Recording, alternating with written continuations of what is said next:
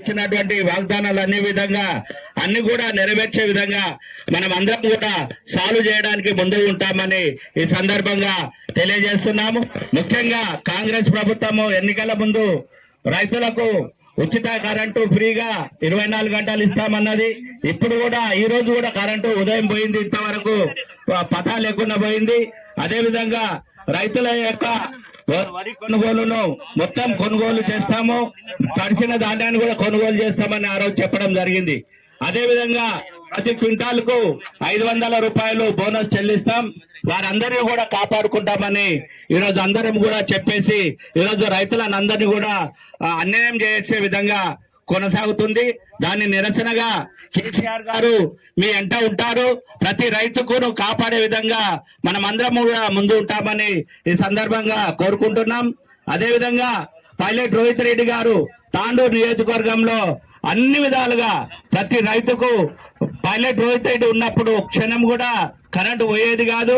మరి గతంలో మా గౌతాపూర్లో కూడా కొనుగోలు కేంద్రాన్ని నిర్వహించేసి సక్రమంగా నిర్వహించడం జరిగింది.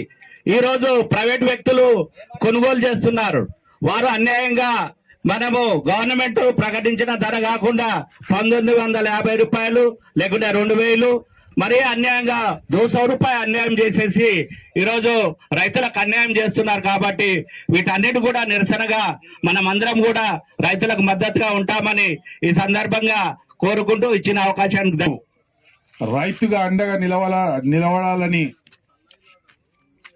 టిఆర్ఎస్ క్యాడర్ మొత్తం కూడా ఈరోజు రాష్ట్ర వ్యాప్తంగా నిరసన కార్యక్రమాలు ఏర్పాటు చేసినాం.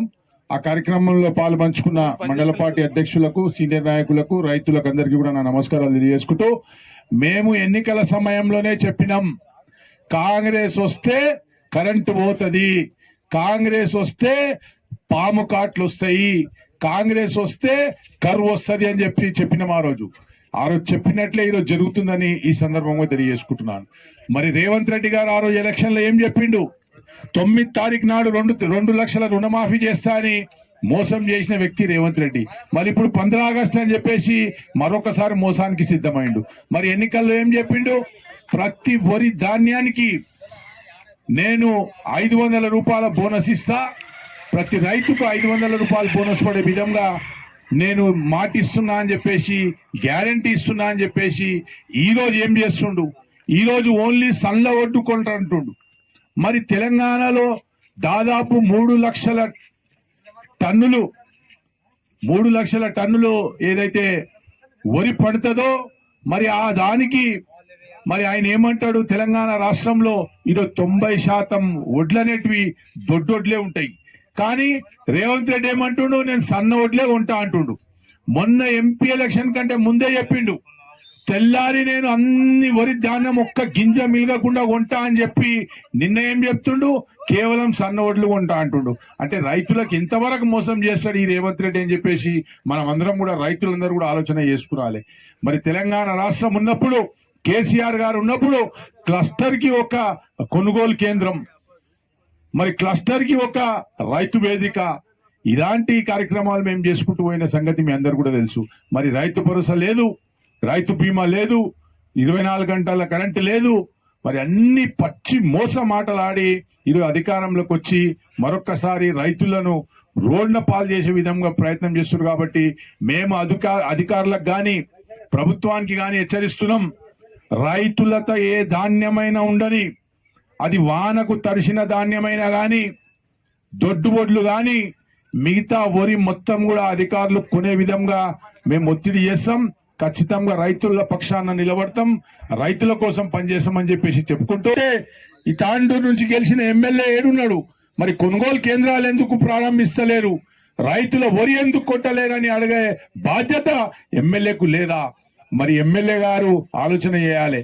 మీరు కూడా రైతు బిడ్డ అంటారు, మేము కూడా రైతు బిడ్డలం, మాకు అన్నీ తెలుసు అంటారు కదా. మరి ఈరోజు నా రైతు బిడ్డలంతా రోడ్ల పాల్లో పడ్డారు. నువ్వు ఏడున్నావు? నువ్వు ఎలక్షన్లో జూట మాటలు చెప్పుకుంటూ తిరుగుతున్నావు. మరి ఈరోజు రైతులకేమో రోడ్డును పాలు చేసినావు. కాబట్టి అందరు రైతులు ఆలోచన చేసుకోండి. రోహిత్ రెడ్డి గారు ఉన్నప్పుడు ప్రతి ఒక్క క్లస్టర్లో మేము రైతు వేదికలు కానీ లేకుంటే రైతు కొనుగోలు కేంద్రాలు కానీ మొత్తం యావత్ రాష్ట్రంలో 5,600 రైతు కొనుగోలు కేంద్రం పెట్టి మరి ప్రభుత్వం, కేంద్ర ప్రభుత్వం మా ఒడ్లు కొనకుంటే కూడా ధర్నాలు చేసి ఆ రోజు రైతుకు అండగా నిలబడ్డ ప్రభుత్వం మా ప్రభుత్వం. మరి ఈ రోజుకి రేవంత్ రెడ్డి గారి ప్రభుత్వం ద్వారా రైతులకు ఏమి కూడా మేలు జరగదు. కాబట్టి మేమందరం టిఆర్ఎస్ పార్టీ వాళ్ళు మొత్తం కూడా తాండూరు నియోజకవర్గంలో ఉన్న రైతుల కోసం అండగా నిలబడతాం, పోరాటాలు చేస్తాం.